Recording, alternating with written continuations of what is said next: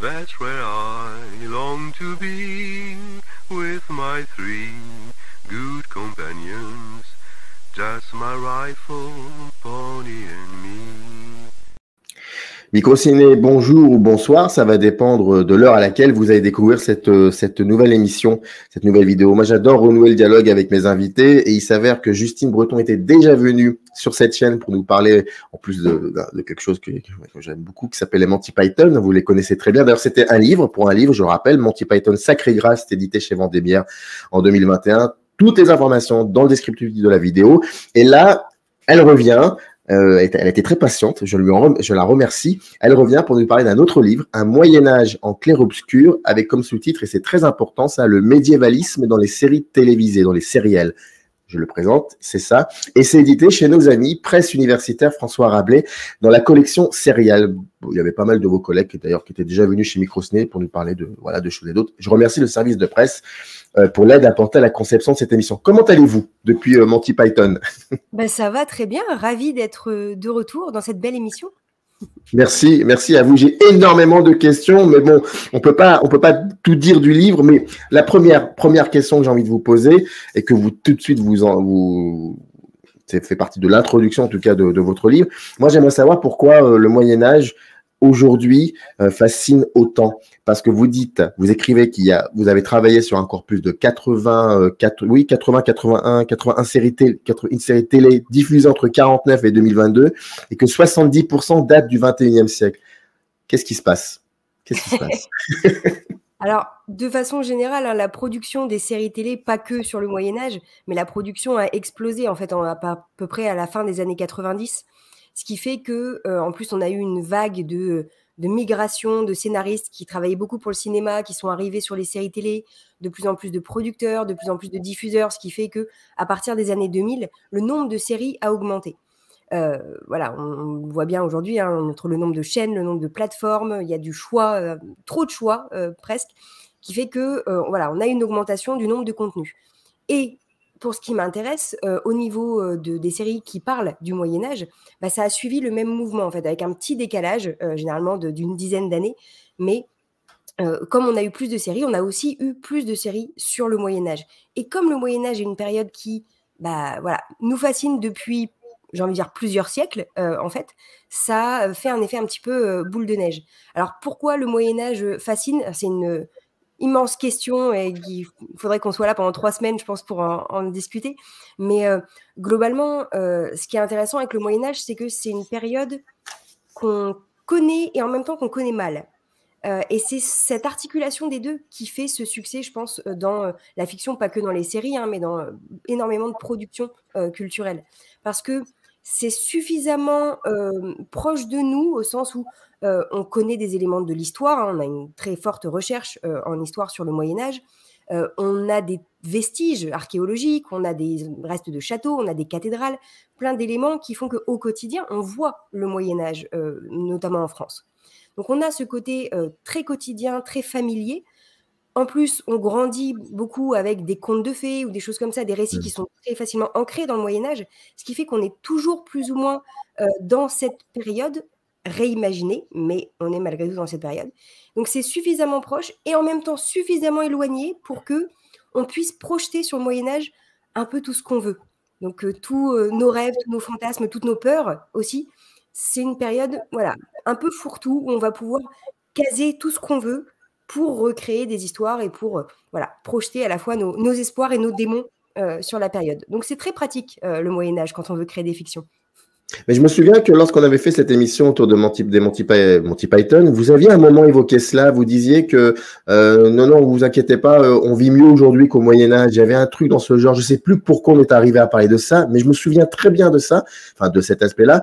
Et donc, deuxième question qui est très basique pour le coup, est-ce que déjà vous y pensiez à ce livre ou est-ce que vous aviez déjà commencé à y travailler à ce livre, pour ce livre, je veux dire?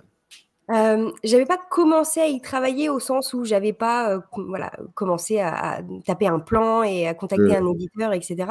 Mais ça fait quelques années maintenant que je regarde des séries et que je suis fascinée par le Moyen-Âge. Donc, les séries qui parlent du Moyen-Âge, forcément, c'est voilà, c'est pile dans ce que j'aime.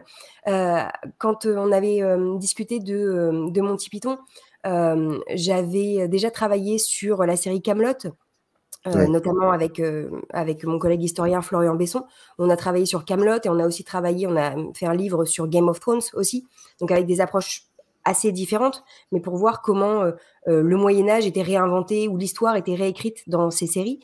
Donc voilà, c'était des choses sur des œuvres spécifiques. Et je voulais étendre un peu le corpus, parce que ça, c'est voilà, ça fait partie de mes passions aussi, travailler sur des corpus très larges qui me font faire des sauts dans le temps. C'est quelque chose qui me plaît beaucoup. Donc voilà, c'était l'occasion de brasser là entre voilà 1949, c'est le premier serial qu'on a, c'est-à-dire un peu l'ancêtre des séries, des épisodes qui étaient diffusés avant les films au cinéma. Donc, les premières diffusions. Et je me suis arrêtée fin 2022 parce qu'il fallait bien s'arrêter au bout d'un moment pour ce corpus. Et sachant que l'année 2022 a vu la production de, je crois, 6 nouvelles séries sur le Moyen-Âge. Voilà, entre un nouveau Berserk, entre Le Seigneur des Anneaux, Les Anneaux de Pouvoir, et House of the Dragon, et Willow, et The Witcher, Blood Origin. Enfin voilà, le Moyen-Âge, notamment sous le prisme de la fantasy, visiblement continue à plaire énormément. Et donc, il y avait pas mal de choses à dire sur le sujet. Continuons dans cet aspect-là par rapport à la construction. Comment vous avez construit ce livre? Alors, pour construire ce livre, ce que j'ai commencé par faire, c'est visionner toutes les séries, sachant que c'est un long processus et que j'en redécouvre régulièrement. Donc, voilà, je les intégrais petit à petit. Et à partir de ce visionnage, j'essayais de voir les points communs, les différences, et surtout ce qui m'intéresse aussi, ce sont les nuances. Parce qu'on a parfois voilà, des points communs, des mêmes thèmes, des mêmes contextes, des mêmes personnages qui reviennent, mais selon les séries, selon les contextes de production, selon les époques, on va avoir des petites variations sur ces motifs.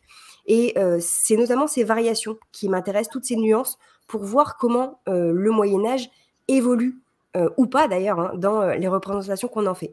Donc je fais ce premier visionnage et à partir de là, j'en tire les grandes lignes directrices, ce qui m'a permis de voir qu'on avait des mêmes... Alors, par exemple, des personnages qui reviennent très régulièrement, c'est-à-dire que dans l'immense majorité des séries, on va avoir le même type de personnage principal.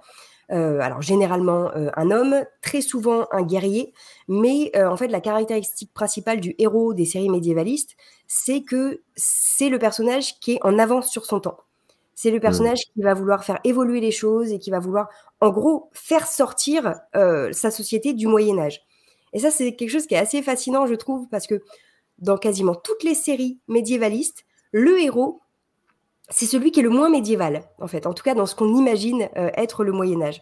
Donc c'est assez fascinant parce qu'on continue à revenir sans cesse au Moyen-Âge tout en montrant comment on a des héros qui œuvrent activement pour nous faire sortir de cette période.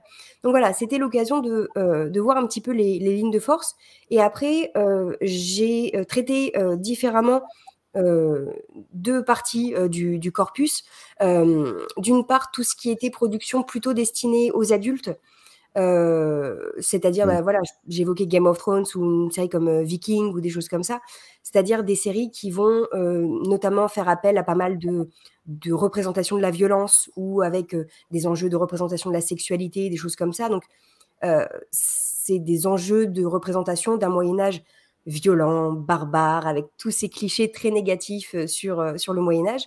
Et d'autre part, j'ai distingué toutes les productions qui vont être plutôt destinées à la jeunesse et qui forcément ne font pas appel au même code, heureusement, mais qui vont peindre un Moyen-Âge beaucoup plus rose, beaucoup plus coloré de façon générale. Et ça, c'est génial. Il faut se tourner vers les productions jeunesse ou les comédies pour avoir de la couleur au Moyen-Âge, alors qu'on sait que ce soit dans l'architecture ou dans les tenues ou dans toute la culture médiévale, on avait de la couleur partout.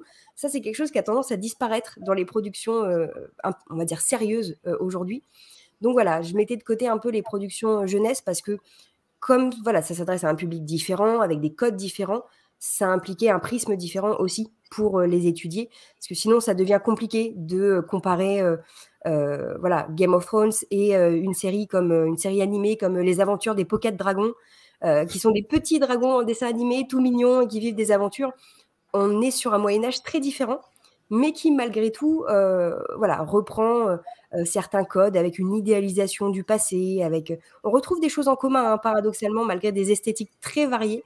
Mais voilà, c'était j'ai fonctionné un petit peu comme ça, et après, une fois que j'ai établi ma trame avec les grandes idées, je revisionne toutes ces séries pour pouvoir prendre des notes au fur et à mesure et noter les détails de chaque série et voir comment justement ce Moyen-Âge évolue au fur et à mesure. Mais j'ouvre une parenthèse quand vous évoquiez le fameux personnage dont vous avez constaté qui est le moins médiéval dans les séries, mais entre une série qui date des années 50, 60, voire 70 et une série d'aujourd'hui, j'ai envie de vous dire peut-être que ce personnage des séries du début des années 50, 70 est peut-être encore moins médiéval que le personnage dans les années 2000-2010, avec toutes les choses qui ont évolué. Alors oui, et en même temps, dans les représentations qu'on a aujourd'hui, on n'est pas forcément beaucoup plus, on va dire, fidèle à l'histoire. C'est-à-dire qu'on a hein, des séries qui font appel à des consultants historiques.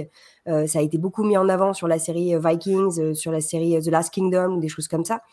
Ça a été tout un débat aussi autour de Game of Thrones, par exemple. Mais donc on a hein, ces éléments, mais malgré tout, on reste à chaque fois, que ce soit dans les années 50 ou aujourd'hui, on reste dans de la fiction. Donc le but principal de ces séries, c'est pas de faire un documentaire sur le Moyen-Âge, c'est pas de reproduire fidèlement, c'est de raconter des histoires qui vont nous fasciner. Donc ils vont parfois mettre un glacis, on va dire, de réalisme historique pour faire historique, faire plus réaliste. Alors tout en intégrant facilement des dragons ou des choses qui n'existent absolument pas. Désolée de spoiler un petit peu, mais les dragons n'ont jamais existé. C'est l'occasion de le rappeler de temps en temps. Mais non, mais c'est drôle ce que vous dites parce que, pardonnez-moi, je vous ai interrompu, j'aime pas ça, mais quand vous dites, je suis désolé, mais les dragons n'existent pas, ça me rappelle de, comment dire, certaines polémiques très puériles sur le fait qu'il y ait, comment je pourrais dire ça, des sortes d'êtres humains que peut-être dans l'imaginaire on voudrait pas voir, alors que par contre les dragons on les voit bien. Ça c'est pas un souci. Je pense à House of Dragon et deux trois petites choses. C'est ça. Non mais voilà, ça donne des débats toujours assez, je vais dire drôles pour pas voilà, on va en rire pour pas en pleurer, mais des discussions sur non, on ne peut pas avoir de personnes de couleur quand on représente le Moyen-Âge parce que c'est pas historique. Alors bah déjà si, en fait, ce ne sont pas des gens qui sont apparus au 21e siècle comme par magie.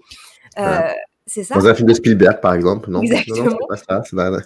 Et en plus, effectivement, on est sur des questions de réalisme historique qui n'ont pas trop de sens à partir du moment où on est dans une série de fantasy qui, non seulement n'a pas pour but d'être un documentaire, mais qui, en plus, met ouvertement en scène des créatures de fantasy comme des dragons. Voilà, le curseur sur ce qui est réaliste ou pas est pas toujours placé au même endroit. Mais ça, on n'en parle pas beaucoup dans le livre, mais c'est pas grave en même temps. Mais le fait que c'est vraiment, j'en profite, mais vraiment, c'est une parenthèse. On va la refermer très très vite. Est-ce que selon vous, ça peut aussi éveiller chez certains spectateurs un côté très réactionnaire, ce genre de série? Ouais, toutes les séries en fait, hein, toutes les séries qui touchent un grand public. Mais c'est vrai qu'on a eu beaucoup de succès là sur des grosses productions, parfois à coût de milliards de dollars, hein, comme dans Les Anneaux de pouvoir. Alors, avec un résultat qu'on pourrait nuancer, mais ça, c'est un autre problème. Donc, à partir du moment où ça attire beaucoup de public et où ça génère beaucoup de discussions, ça va forcément attiser aussi des avis parfois très tranchés, très positifs ou très négatifs, et parfois effectivement sur des éléments de détail, en s'appuyant sur des sources, que ce soit des sources littéraires, hein, dans le cas des Anneaux de pouvoir, ou de House of the Dragon, qui s'appuie aussi sur Feu et sang de George Martin.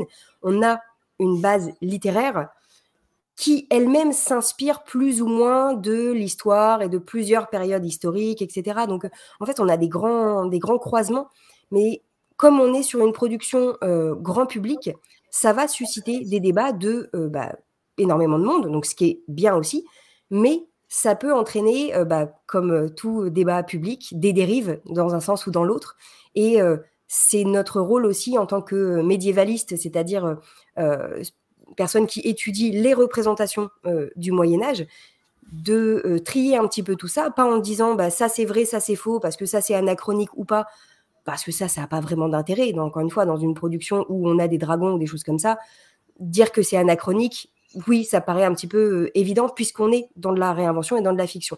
Notre but après à nous, c'est de nourrir ce débat en expliquant voilà pourquoi on a ces représentations, voilà pourquoi on fait évoluer les choses. Parce que oui, quand on regarde les séries des années 50, le héros, c'est toujours un homme blanc, hétérosexuel. Hétérosexuel, oui, exactement. Oui, ou voilà, non, généralement, il va avoir tendance à multiplier les conquêtes, d'ailleurs. Je pense à une série comme Thibaut ou Les Croisades, où voilà, globalement, à peu près à chaque épisode, où on va avoir une conquête différente. Mais on a aussi des héros qui restent fidèles à la femme de leur cœur, comme Thierry Lafronde, voilà, qui a une femme aimée. Mais donc, on a un schéma quand même qui est repris très régulièrement, et il faut attendre des séries beaucoup plus récentes pour voir plus de personnages féminins de premier plan, plus de personnages de couleur de premier plan, etc.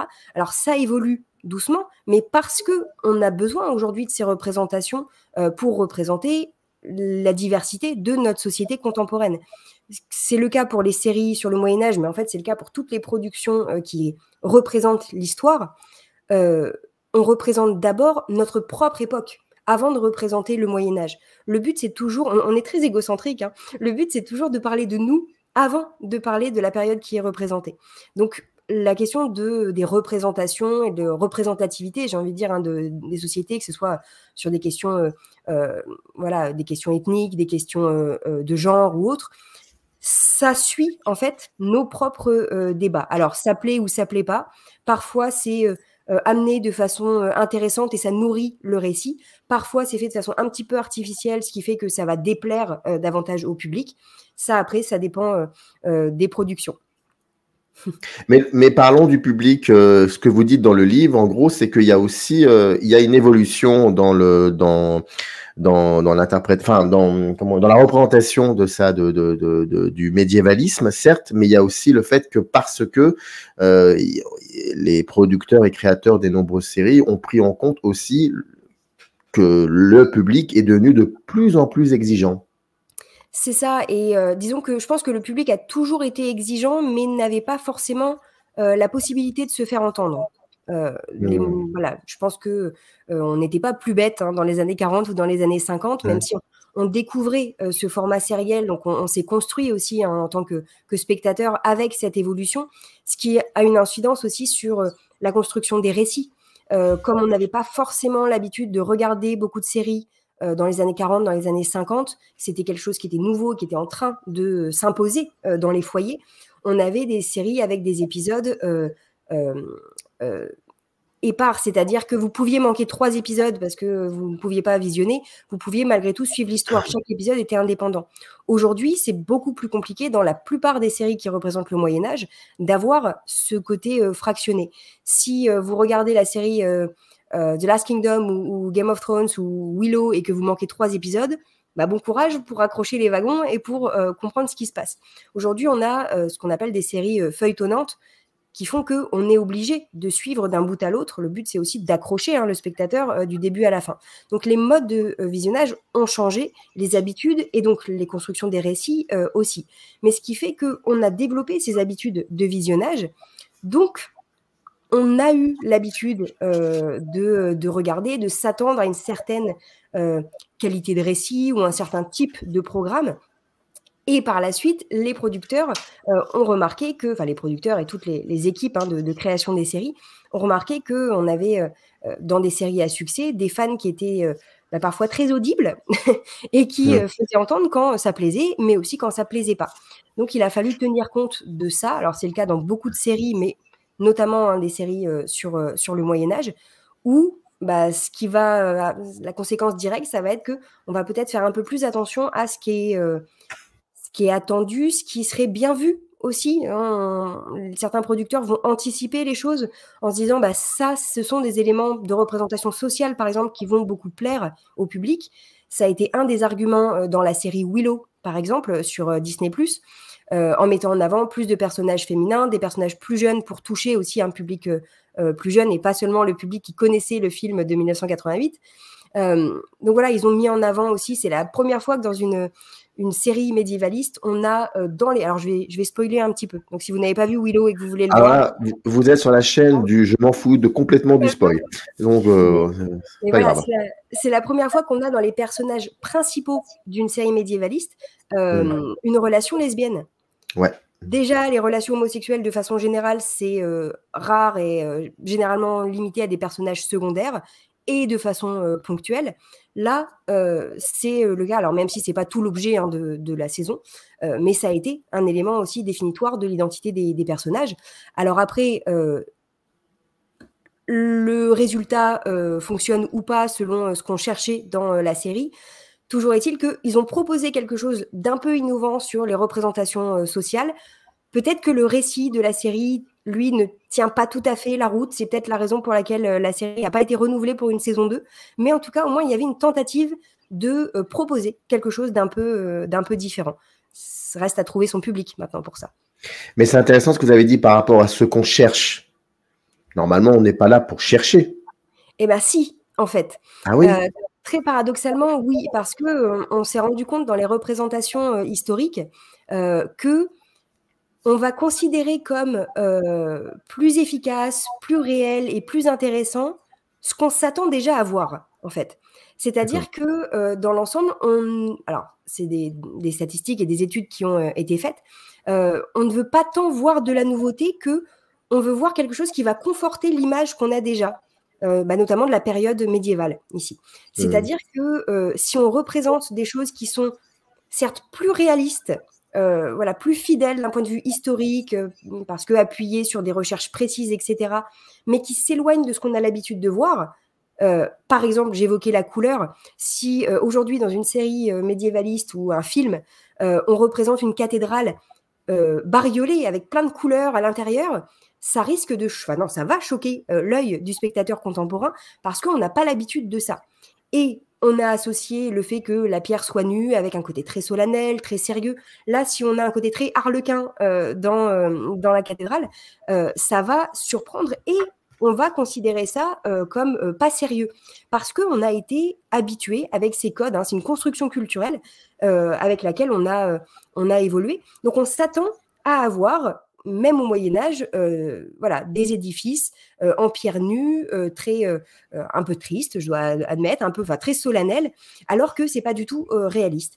Donc, si on représente quelque chose de plus historique, paradoxalement, ça va davantage surprendre le spectateur parce qu'il n'a pas l'habitude. Et on remarque, et ça c'est le paradoxe qui est absolument fabuleux, que dans les commentaires qui sont formulés alors généralement, les gens vont considérer que c'est moins réaliste. Mais parce que c'est en fait moins fidèle à la vision que eux se sont forgés au fur et à mesure des représentations, des films, des séries, des BD, etc. C'est tout un paradoxe. Ah bah et là, pour le coup, oui. Est-ce qu'il y aurait comme ça un exemple d'une série qui contredit tout ça, c'est-à-dire qui pour le coup est dans l'idée d'essayer d'approcher un peu de la vérité historique? Et je ne parle pas au niveau de l'histoire avec un grand H, hein, je parle plutôt du quotidien. En fait, on va avoir des séries qui vont faire des efforts, hein, parce que c'est vraiment une volonté spécifique dans la création des récits. On a des séries qui vont faire des efforts, mais sur des éléments ponctuels. Par exemple, sur un élément de décor, sur certaines tapisseries qui vont être utilisées, certains accessoires, parfois simplement pour le décor. Je pense à une série comme The Bastard Executioner, qui a eu qu'une seule saison, mais qui était sur un chevalier déchu qui globalement devient un bourreau un peu par la force des choses. Si vous n'êtes pas amateur de violence, évitez cette série. Mais dans cette série, il y a eu une volonté de reproduire certains éléments dans les relations entre les personnages, dans certains accessoires. Donc on a une petite volonté de mettre en avant certains éléments historiques, alors que tout le reste... est anachronique, mais voilà, encore une fois, c'est pas gênant. On a dans la série House of the Dragon aussi comme ça des emprunts qui ont été faits alors au Moyen-Âge ou à l'Antiquité d'ailleurs, hein, avec un mélange assez intéressant. Ah bah ça, on va en parler après de l'esthétique, ça va être sympa. Plaisir. Mais ça puise souvent sur des petites touches en fait, des accessoires, des décors, des costumes inspirés de costumes de l'époque ou des choses comme ça. Donc ça va être par touche. Après, on n'a pas vraiment de série qui chercherait à faire tout le plus fidèlement possible. On va avoir des séries qui vont être fidèles à des textes du Moyen-Âge, d'autres à une certaine esthétique, mais vraiment par bribes. C'est vraiment ponctuel. Pour l'instant, on n'a pas de série qui reproduirait fidèlement le Moyen-Âge, mais encore une fois, est-ce que c'est une série qui ferait le récit le plus intéressant? Ça, c'est pas forcément sûr. Il y a un moment dans le livre, voilà, par rapport à l'esthétique, vous dites qu'il y a une espèce de pot pourri, mais que finalement et paradoxalement, parfois, ça pouvait aussi exprimer, je cite, une subtilité du Moyen-Âge et que ça soit beaucoup plus nuancé que ce que l'on croit, que ce qu'on paraît. Vous pouvez nous parler un peu de ce, parce que ça va vraiment surprendre beaucoup de gens par rapport à l'esthétique, parce que je vous laisse dire. Non, c'est vrai, mais le souci avec le Moyen-Âge, un des soucis avec ce qu'on imagine du Moyen-Âge, c'est que on a tendance à considérer ça comme une période figée. C'est-à-dire qu'avec l'ensemble des représentations qu'on a pu avoir, on a l'idée que le Moyen-Âge, c'est 1000 ans, parce que c'est quand même 1000 ans, d'obscurantisme, 1000 ans où il n'y a pas d'avancée technologique, où il n'y a pas d'évolution littéraire, artistique, culturelle, etc. Et que globalement, c'est 1000 ans où tout le monde meurt d'épidémie et se fait la guerre entre deux famines, globalement. Alors, effectivement, c'est un petit peu excessif de penser à ça, parce que, alors oui, il y a des guerres au Moyen-Âge, malheureusement. Oui, il y a des épidémies au Moyen-Âge. Bon, on est bien placé ces dernières années pour se rendre compte que les épidémies, ça existe toujours, que les guerres, ça existe toujours, que, voilà, on n'est pas... Le Moyen-Âge n'avait... on n'a rien à envier à cette période. Mais on a tendance à considérer, en fait, la période comme 1000 ans figée, où il n'y a pas d'évolution. Et les représentations ont tendance parfois à entretenir cette idée. C'est-à-dire qu'on soit au 5e siècle ou au 15e siècle, parfois on a les mêmes costumes, les mêmes types de narration, les mêmes structures sociales.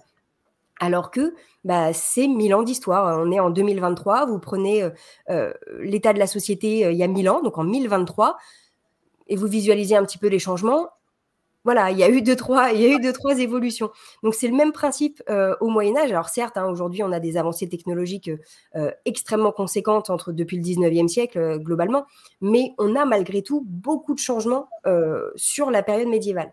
Et le fait que certaines séries puisent comme ça dans différentes esthétiques et dans différentes périodes, ça va permettre de recréer une certaine évolution, alors généralement très discrète et qui n'est pas mise en avant dans la série. C'est-à-dire qu'on ne va pas pointer du doigt en disant « vous avez vu, les choses ont évolué ». Mais on va petit à petit faire évoluer les décors, les costumes, les accessoires pour montrer que le temps passe, tout simplement. C'est aussi tout le principe des séries. On a la chance d'avoir des récits qui vont pouvoir s'étendre sur un temps long. Donc, on peut mettre en avant ces éléments-là. Et le fait de puiser dans des périodes différentes, ça va permettre de créer une esthétique. Alors, effectivement, un peu de pot pourri parce que ça puise dans plein de choses, mais en même temps, ça puise dans plein d'esthétiques réalistes, plein d'esthétiques historiques, alors de différentes périodes de l'histoire, mais ce qui fait que ça confère à la série ainsi créée une forme de réalisme, un côté très familier parce qu'on a l'impression de connaître ces éléments de représentation et en même temps une certaine nuance et un certain décalage parce que ça vient de différentes époques. Donc, ça nous permet d'avoir une sensation d'évolution dans la représentation de la série, alors même que c'est très peu adressé et que c'est fait tout en nuance et tout en discrétion. Le Moyen-Âge peut aussi être subtil dans les représentations. C'est assez impressionnant. Il y a un chapitre dans votre livre que vous appelez tout simplement les âges sombres. Et j'aurais bien voulu que vous en parliez un peu plus de ça, des âges sombres, parce que dans le livre, en gros, il y a deux tendances. Dès le début, vous le dites. Il y a cette vision un peu fantasmée du Moyen-Âge, et on en a beaucoup parlé pendant l'émission. Et puis, il y a d'un côté une vision qui essaye d'être plutôt historique. Et d'ailleurs, vous dites un moment, que je reprenne mes notes, voilà, vous dites exactement que, c'est du direct, excusez-moi, il y a une recherche d'équilibre entre l'historicité des propos et le dynamisme de l'intrigue.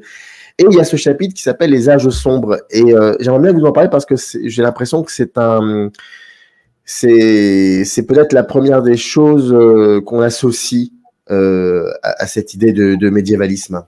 Oui, tout à fait. Alors, paradoxalement, c'est la première des choses qu'on associe au Moyen-Âge, et moi j'en ai fait ma 4e partie dans le Mais livre. c'est ça qui est génial, je trouve. C'est ça. Mais parce que je voulais vraiment que ce soit le cœur de l'ouvrage.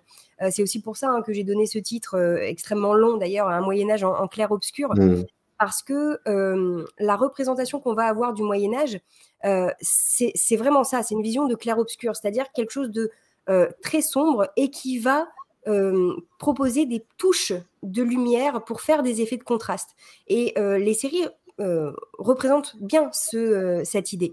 Mais effectivement, très facilement, on associe le Moyen-Âge à une période sombre. J'ai repris cette expression des âges sombres. C'est une expression datée aujourd'hui en histoire. C'est l'expression en anglais, on parle de Dark Ages. C'était la périphrase utilisée pour désigner le Moyen-Âge, en considérant que l'expression d'âge sombre, à la base, c'est parce qu'on considérait qu'on avait peu de traces, peu de sources sur la période médiévale. Ce qui fait qu'on s'est dit, s'il y a peu de sources, c'est parce qu'ils n'écrivaient pas à l'époque, tout simplement. Et donc, s'ils n'écrivaient pas, c'est qu'ils étaient ignorants. Et s'ils étaient ignorants, c'est que, par conséquent, il n'y avait pas de justice et qu'il n'y avait pas de liberté et que tout le monde était sale parce qu'il n'y avait pas d'hygiène.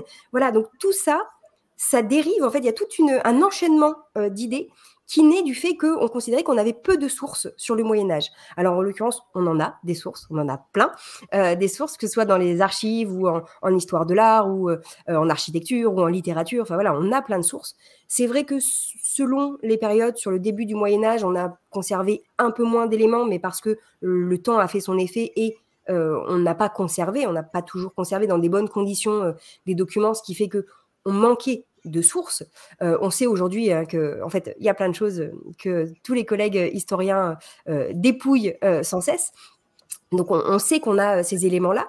Mais le problème, c'est qu'entre le moment où on a considéré que, en gros, au Moyen-Âge, c'était 1000 ans d'obscurantisme où on ne savait pas écrire et où on brûlait les sorcières, et aujourd'hui, il y a toute une construction imaginaire qui s'est forgée autour de ça. Et maintenant, c'est le rôle aussi des historiens de détricoter cette image, forgée à force de représentation, pour pouvoir dire, en fait, non, c'est plus compliqué que ça. Le Moyen-Âge, encore une fois, c'est 1000 ans. C'est pas plus ignorant qu'aujourd'hui. Oui, on a des gens qui lisent. Oui, on a des gens qui écrivent. Oui, on a des femmes qui travaillent. Oui, on a des femmes qui règnent et qui ont du pouvoir. La chasse aux sorcières, c'est sur la toute fin du Moyen-Âge, mais plutôt l'époque moderne. La Renaissance, ce grand temps de rayonnement de l'humanité. Je lâche une petite missile comme ça, histoire en passant. Et puis... Voilà, c'est gratuit, je tape sur la Renaissance parce que ça fait des siècles qu'on tape sur le Moyen-Âge. Voilà, j'essaye de défendre un petit peu. J'adore ça, c'est génial.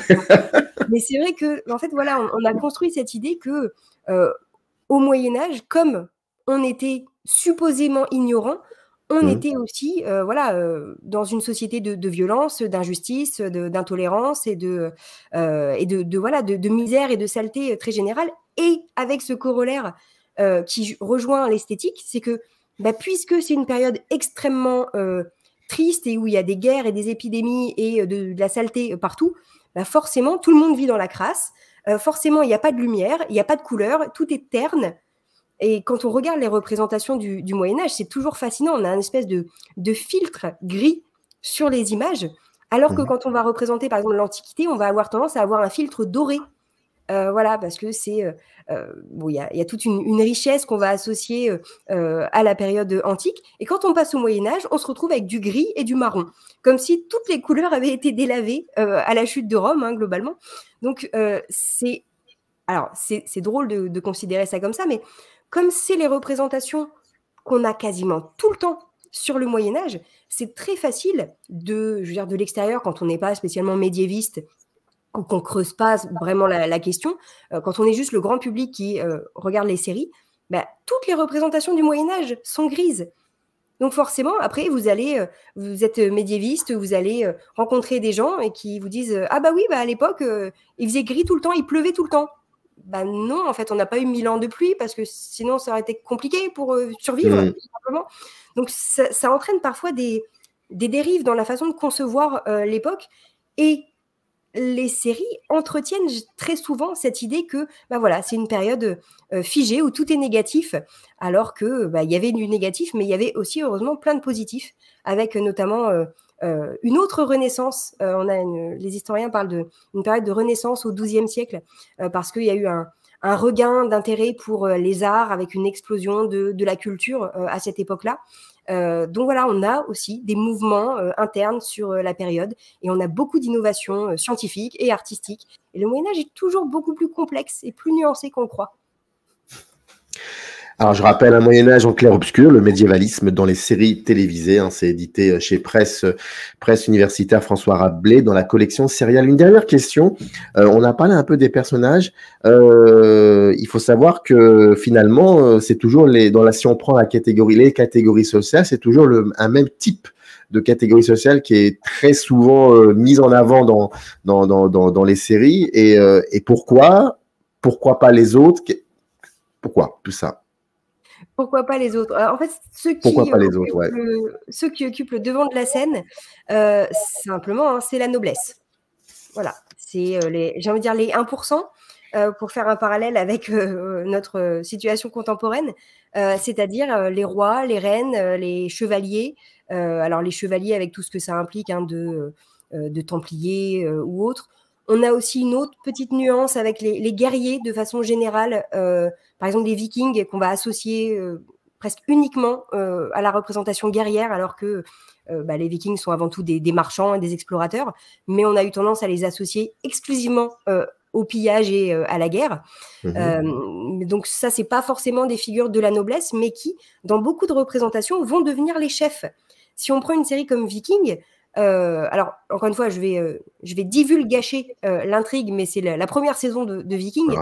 On part d'un personnage de paysan, Ragnar, qui est un explorateur, mais qui son idée c'est de conquérir des territoires, mais pour pouvoir implanter, mieux se développer, développer l'agriculture, etc. Donc on est sur une forme de personnage de paysan, beaucoup plus humble, mais qui très rapidement, parce qu'il veut faire évoluer les choses, va prendre le pouvoir, va devenir chef et va monter comme ça petit à petit dans la hiérarchie, on va dire, viking. Ce qui fait que même avec un personnage qui, pour une fois, sortait un petit peu de ce cadre très traditionnel de la noblesse, en fait, il le rejoint dans une autre structure, mais il va rejoindre très vite le haut de la classe, des classes sociales. Donc, on a une focalisation sur la noblesse. Alors ça, c'est lié à plein de choses. Hein. C'est lié à déjà paradoxalement une grande fidélité au texte historique, c'est-à-dire quand on regarde la littérature médiévale, les romans de chevalerie sont centrés sur les chevaliers, sur les rois, sur ces figures de la noblesse, la noblesse combattante notamment. Donc on a cette première lecture littéraire et j'ai envie de dire artistique, hein, parce que quand on prend des représentations après artistiques, des tableaux, des choses comme ça, de même, quand on voit le prix que ça coûte de faire une tapisserie ou de faire un tableau ou des choses comme ça, forcément, on va représenter des personnes nobles parce que ce sont des personnes riches qui vont pouvoir payer l'artiste. Même si on a par la suite des portraits d'artisans ou de bourgeois qui vont aussi accéder à cette culture, mais qui sont beaucoup moins connus. Et par ailleurs, c'est aussi un reflet de l'historiographie parce que pendant très longtemps, on a réservé l'histoire aux grandes figures. L'histoire, c'est des dates de bataille et des dates de naissance et de mort de rois, globalement. Alors, ça fait maintenant plusieurs dizaines d'années que l'histoire a pas mal évolué et qu'on fait de l'histoire économique, qu'on fait de l'histoire des populations, de l'histoire de plein de choses. Mais il faut le temps que en fait, ces évolutions dans la conception historiographique soient transmises. Et pour que ça soit transmise jusque dans les séries, en fait, il faut que les recherches historiques soient mises en place, soient popularisées, se retransmettent ensuite dans l'éducation par les manuels scolaires, etc. Et qu'on ait toute une nouvelle génération qui grandisse avec cette représentation de l'histoire à l'école, notamment, pour ensuite créer ses propres séries qui vont, elles, représenter une vision qui fait un petit peu évoluer les choses de l'histoire. Mais ça prend des dizaines d'années pour que les travaux historiques découlent jusque dans les représentations et la culture populaire. Ça prend des années. Donc, il faut le temps que ça se mette en place. En attendant, on reste un petit peu figé sur voilà, les héros, les rois, les reines et les chevaliers, tandis que le clergé disparaît presque complètement. On a quelques figures, alors que c'est une classe sociale extrêmement importante au Moyen-Âge et où la religion, les religions d'ailleurs, régissent en fait tout le quotidien. Toute cette partie religieuse. La transmission des écritures aussi, c'est eux qui prennent. Et donc de l'éducation, donc ce qui fait que ça se retrouve dans la littérature. Enfin, voilà, c'est extrêmement prégnant, mais ça a tendance à disparaître aujourd'hui des représentations, mais parce qu'on est dans des sociétés sécularisées qui font que on estime que si on représente certaines religions, ça va être très clivant pour le public, ça va effrayer les producteurs, donc on préfère se tenir à distance de ça. Ou alors pour représenter des conflits entre chrétiens et païens, par exemple. Ça, c'est quelque chose qui revient un petit peu, mais généralement avec une vision très négative du christianisme. À partir du moment où c'est une religion, on va dire, institutionnalisée, elle va être perçue beaucoup plus négativement que les religions païennes qui vont être conçues comme individuelles et donc beaucoup plus libres et beaucoup plus tolérantes aussi. Donc on a cette évolution. Toute l'administration, les artisans, la bourgeoisie qui se développe à la fin du Moyen-Âge, etc., tout ça, ça disparaît. On a très très peu d'artisans dans les séries qui parlent du Moyen-Âge, alors que c'est quand même une grosse partie de la population aussi. On a quelques séries qui les mettent un peu en valeur. Je pense à une série comme Les Piliers de la Terre, qui est consacrée à la construction d'une cathédrale, où on va avoir justement une mise en avant de ce travail de l'artisanat. Et alors, autant on arrive à avoir un petit peu d'artisans, mais vraiment de temps en temps, ponctuellement, un petit peu dans la série Frères Quatrefages aussi, une série sur un moine qui mène des enquêtes qui est absolument fabuleuse. De temps en temps, voilà, ils croisent, selon les enquêtes, ils croisent des artisans qui vont nourrir justement ces recherches. Mais alors, ce qui disparaît presque entièrement des séries médiévalistes, c'est le peuple. Il n'y a pas de peuple dans les séries médiévalistes. Les seuls éléments qu'on a du peuple, c'est un décor. C'est-à-dire que le peuple, en plus, est généralement représenté habillé avec des couleurs très ternes, marron, vert, gris, des choses comme ça. Ce qui fait que ce sont littéralement des personnages qui se fondent dans le décor. Et ça, c'est assez fascinant. Quand on a des scènes qui se déroulent en ville, par exemple, ou dans des villages, on a besoin de population pour habiller. Mais c'est vraiment pour habiller le décor. Et globalement, vous allez avoir des paysans ou des personnes du peuple qui sont postés un petit peu ça et là sur le chemin du héros qui traverse. On les voit vite fait en passant, mais ils n'ont pas de personnalité, pas d'histoire, et c'est à peine s'ils existent. Et ça, c'est assez fascinant quand on sait que c'est l'immense majorité de la population au Moyen-Âge. Quand, je disais les 1% pour parler de la noblesse, mais c'est ça. L'immense majorité de la population, c'est pas des personnes avec des armures ou des têtes couronnées. C'est les personnes qui vont travailler dans les champs, qui vont produire, qui vont, les laboratoresses, ceux qui produisent les choses et qui vont permettre de nourrir la population. Et tous ces personnages disparaissent. Alors, on a des petites tentatives récemment, mais qui, pour l'instant, ont toujours été avortées. Après le succès de Game of Thrones, HBO est en train d'envisager plein de projets autour de cet univers pour développer plein de séries. On l'a vu avec House of the Dragon et il y a plein d'autres projets qui sont en cours. Et il y avait une série qui, moi, m'intéressait énormément, qui était en projet sur Flea Bottom. Enfin, en français, c'est traduit par Cupucier. C'est le quartier vraiment pauvre de la capitale de Port-Royal. C'était une série qui, donc, justement, devait être sur les plus humbles de cette société d'inspiration médiévale. Et la série a été annulée. Voilà, donc il y avait une possibilité de développer quelque chose, mais pour l'instant, moi je pense qu'il y aurait des récits très sympas à faire et que ça pourrait intéresser les gens, mais pour l'instant les productions ne vont pas dans ce sens, ce qui fait que on reste avec nos héros combattants et nos têtes couronnées. Peut-être qu'on aura fait le tour au bout d'un moment, mais bon. Mais c'est assez impressionnant ce que vous dites, parce qu'il y a une résonance terrible avec ce que nous vivons aujourd'hui. C'est incroyable, c'est assez impressionnant, c'est même flippant. Enfin, bref. Mais justement, on représente ce qu'on est nous et ce qu'on veut voir nous. Donc, c'est ça. On transmet sur le Moyen-Âge nos propres idées. C'est ça, exactement. Et puis, on n'est plus dans la série, là, on est dans le cinéma, mais on pourra dire ce que l'on voudra des Monty Python, mais sacré gras, il y a quand même des gens qui travaillent, on voit le peuple, ils sont plus ou moins rigolos, mais bon, c'est quand même c'est autre chose. On avait plus de diversité, effectivement, dans un film comme ça que dans des séries qui parfois s'étendent sur plusieurs heures. Ouais, ouais. Et qui ont la possibilité, comme vous le dites dans le livre, de faire évoluer leurs personnages, enfin voilà, tout ça. Mais bon, ça, vous avez...